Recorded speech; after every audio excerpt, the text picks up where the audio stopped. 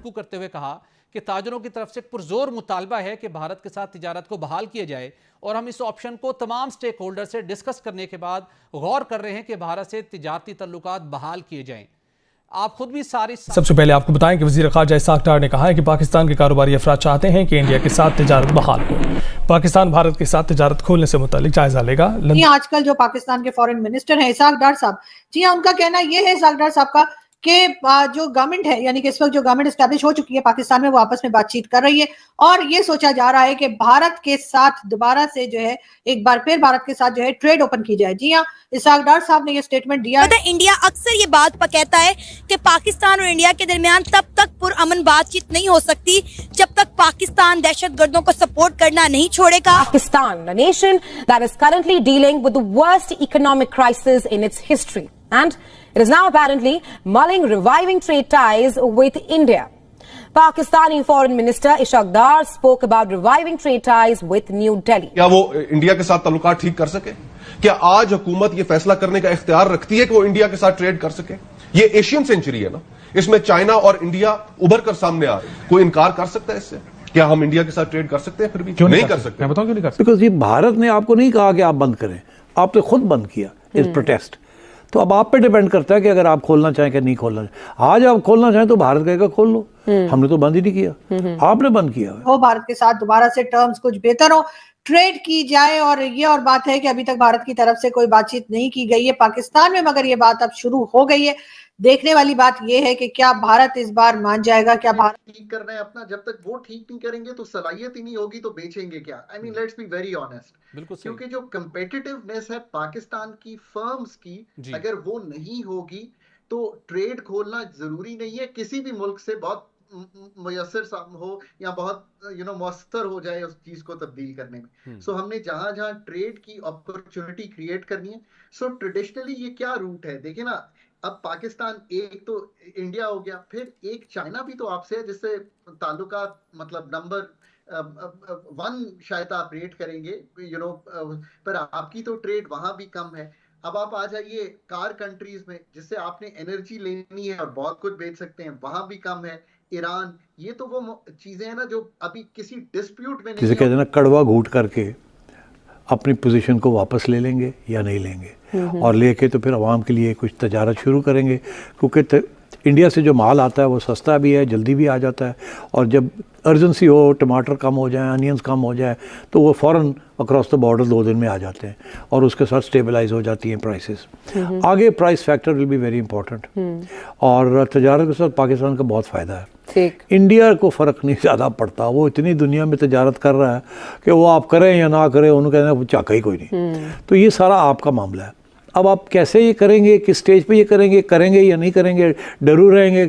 اب پریشر تو ہوگا کہ جی پرائس فیکٹر انفلیشن کو کنٹرول کرنے کے لیے اکراس دا بارڈر, اور پھر آپ کے ایکسپورٹس بھی وہاں ہوتے ہیں, کاٹن پروڈکٹس وغیرہ ہوتے ہیں, تو یہ سارے ایشوز کھڑے ہوں گے ان کے لیے.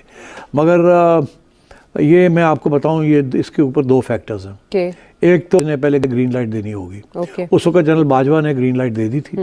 انفیکٹ جنرل باجوہ کا یہ موقف تھا کہ اب نارملائز کرنا ہے, ہم نے جیو اکنامکس کرنی ہے, جیو پالیٹکس نہیں کرنی. یاد ہے آپ, اس کا اشارہ یہی تھا کہ انڈیا کے ساتھ نارملائز کرے آہستہ آہستہ. تو اس لیے عمران خان نے کوشش کی, پھر بھاگ گیا. مجھے پتہ لگا میری چھٹی ہونے لگی ہے تو بعد جب باہر میں جا کے کیا کروں گا, انہوں نے کہا نہیں کر دے. ٹھیک, اب ان کے لیے کیا ہے, اب اگر جنرل عاصم ان کو گرین لائٹ دیتے ہیں اور کہتے ہیں فکر نہ کرو, اسی تھوڑے نال ہاں, اسی سنبھال لیں گے, اور یہ بائی دی وے یہ سنبھال بھی لیں گے کیونکہ ان کے مورے ہر جگہ پہ ہیں. آج یہ فیصلہ کریں کہ جی ہم نے تجارت کرنی ہے انڈیا کے ساتھ, کوئی راستہ نکالنا ہے, اور تو فوج نکال سکتی ہے, کوئی ایسی بات نہیں ہے. میڈیا کو ساتھ لینا ہوتا ہے, اگر میڈیا کو شٹ اپ کال مل جائے کہ آپ نے یہ ایشوز نہیں کھڑے کرنے تو کام چل جائے گا. تو کیا شہباز صاحب یہ رسک لیں گے یا نہیں لیں گے؟ میرا خیال ہے فوری طور پہ یہ رسک نہیں لیں گے.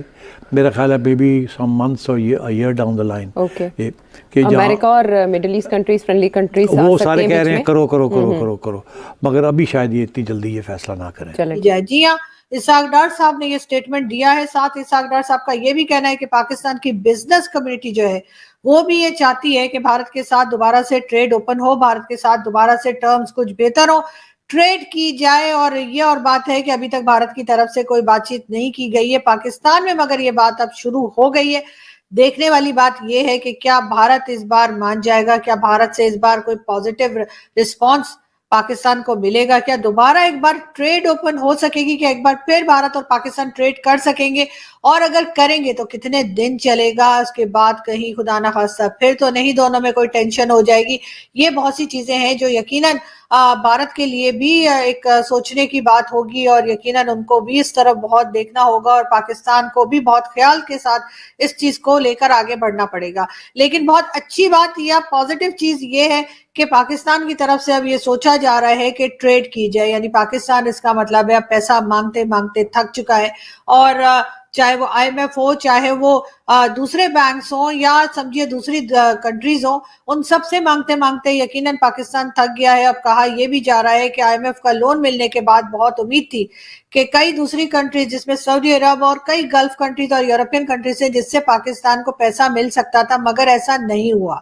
کہا یہی جا رہا ہے کہ پاکستان کو اس کے بعد جو ہے کوئی خاص, یعنی کہ آئی ایم ایف کے بعد کوئی خاص فائدہ یا کوئی خاص ہوپ جو ہے وہ دکھائی نہیں دے رہی کہ کہیں اور سے پیسہ آئے گا, اور یہ ایک اچھی بات ہے. یقیناً پاکستان کو کام کرنا چاہیے, ٹریڈ اوپن کرنی چاہیے, اپنی انرجی سیکٹر میں کام کرنا چاہیے تاکہ پاکستان کے لوگ یہاں پہ کام کر سکیں, اپنے گھر چلا سکیں. یہ اور بات ہے کہ ہر چیز کے اوپر ٹیکس پہ ٹیکس جو ہے وہ لگتا چلا جا رہا ہے. یقیناً جس طرح سے یہاں پہ خرچے ہیں, جو چیزیں یہاں پہ صحیح کرنے والی ہیں, جہاں پہ چیزوں کی ضرورت ہے, وہاں پہ ظاہر ہے کہ پاکستان کو یہ مشکل ہے. شاید یہی ایک وجہ ہے کہ بھارت کے ساتھ ٹریڈ اوپن کرنے کی بات کی جا رہی ہے, بھارت کے ساتھ بات کرنے کی بات کی جا رہی ہے. پاکستان کی جو پارلیمنٹ ہے وہ یہ بات کر رہی ہے. پبلک تو خیر بہت دنوں سے کہہ رہی تھی کہ جی بھارت کے ساتھ ٹرمز کو ٹھیک کیا جائے, ایک جو نفرت ہم نے پال رکھی ہے اپنی ٹیکسٹ بکس میں اور لوگوں کے دلوں میں, اس کو ختم کرنا چاہیے. لیکن بہرحال اب دیکھتے ہیں کہ کس طرح سے یہ چیز آگے بڑھتی ہے, اور